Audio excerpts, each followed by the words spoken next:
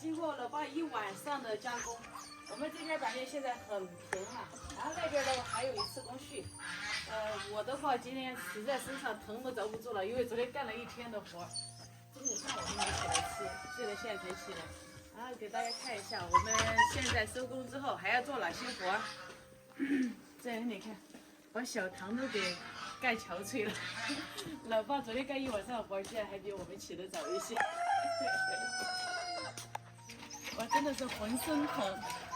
我这是从我到老家有史以来，应该是待的时间最长的一次没有进城，然后也是我这10几年，超20年以来干的最累、最久的一次活，天天都在干体力活，终于结束了，感觉人都不是自己了。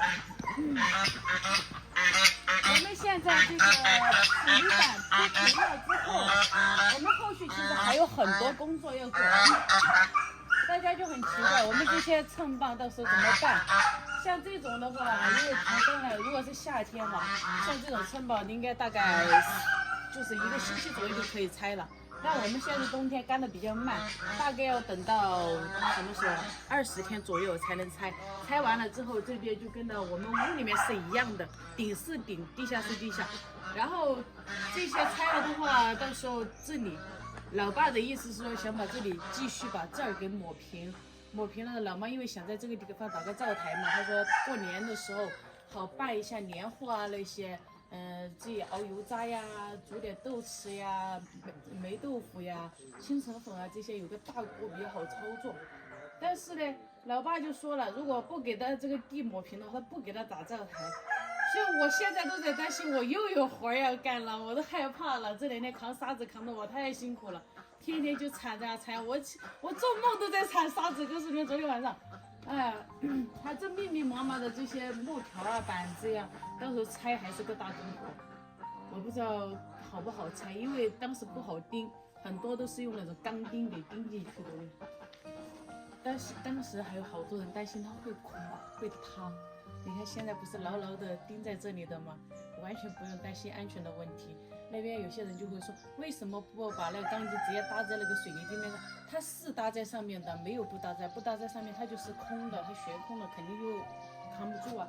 它那边是搭在里面那堵墙上的，这边它是有柱子支撑的。老爸干这些活虽然说是不是很专业，但是像基本的安全，它肯定是能保证的。我们家自己起的这里，就是这边最先的是这一个厢房这里，那个时候老爸还不怎么会干这些活，是他帮忙做的。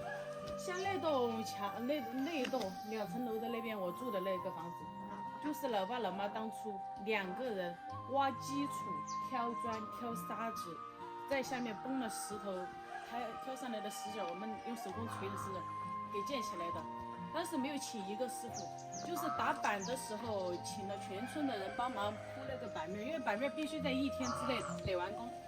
因为我们评论区也有专业的人士说了，如果1天之内完不了，那么他就会担心漏水问题或者就是分层的问题，那肯定是不行的。因为昨天如果说服务他们不帮忙，就靠我们一家人用手工铲了，真的搞不定，那边肯定搞不定，这边还不一定，得加班加点。特别是给我的那个铁牛，真的给我们就是帮了很大的忙。就像那样子长了一点，我都不知道当时以前老妈他们做这个的时候，全是靠手工铲，而且水还是要从下面自己担上来，可难想象了。我再想不到那种滋味。意思建这个房子的时候，那个还没有自来水呀？没有自来水，是在下面的田里，而且那个时候是没有水，水井里面没有水。在那个田里面，那个稻田里面挑的那种脏水拿来打的，或者沙子打的板。我的天哪，建这个房子得挑多少水呀？专门有3、4个人负责挑水，然后10几个人，反正就20、30个人帮忙打这个板嘛。10几、20个人就锤石子儿、炒沙子挑上去，而且是挑上去哦，没有什么滑轮提上去的，挑的。那个时候真的好厉害的。以前建房不像现在这么方便了，水也是自来水，沙子直接可以拉到家门口，材料全部运到家门口。以前就是我们都是从那边自己挑过来，挑到这里了之后堆在那儿，慢慢的用。看我们现在住的这房子其实也挺牢固的，像有时候有一丢丢渗水的问题，那是那个难免的，避免不了。商品房它楼顶也有一点点积水，但是做好防水就可以了，没关系。这个不会开裂，它已经给它全部合上了。它下面有转层的了嘛？对呀、它合上了的。现在是可以踩了的，昨天户外有关了一天，不让它踩。钢筋你都没有问题。这边呢？这边没搞。昨天其实我都还担心这边。我都担心它会不会塌，因为当时那个柱子被老妈给误导了之后拆了一下，我都担心它不牢固，结果搭上去稳稳当当的，现在完全不担心这个问题了。你那边还不能踩啥？你那边还不好意思。那时候心里的需求我怕存到手里就后面还是担心。老爸自己都还在担心昨天。这个是养得好。担心自己做的。他都不确定。他有10几年没干过这个活了，他自己都是边想边做。是的。像我们这个是我管分配，要是我够细一点。听老爸说什么了吗？这2层楼都是他一个人铺的模型，然后弄上去的。就我们那个时候就打板的时候请了有人，都没有请过人。下基础、砌砖，所有的东西，包括的装修。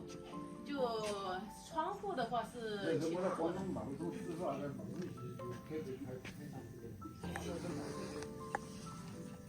老爸说他以前不会干这个，他在广东那边人家找师傅，他找不到活干，他就冒充师傅，然后就从那样开始学艺开始的。还是这碗饭是吃到了啊，只是说现在，人家现在的师傅做工更加精细，然后做工完美。像他的话干活又慢，请他的就基本没请他的，主要是那年摔了过后，身手没有那么矫健了。以前的时候，老爸还是不缺活干的，那个时候活挺多的。后来摔了之后10年没干，10几年吧。那刚开始那2年走路都还是这样，有一边刚开始出来的时候是偏瘫的嘛，就那样。这只脚不等你一瘸一拐的2年了之后，才慢慢恢复成这样子，又才开始干这些活。不完美也是正常，反正自己家没关系，丑就丑点，反正又没给钱，就是给外人做就肯定是不行的。哎呀，这一次总算是完成了，我终于可以好好休息2天了。休息2天，昨天我还今天说了我要好好睡个懒觉，结果我的生物钟直接7点钟我就醒了，习惯了，每天都这个时候。哎，这2天为了搞这个，把我们家这些鸡鸭鹅全部饿着了。富贵也是一天在家关着。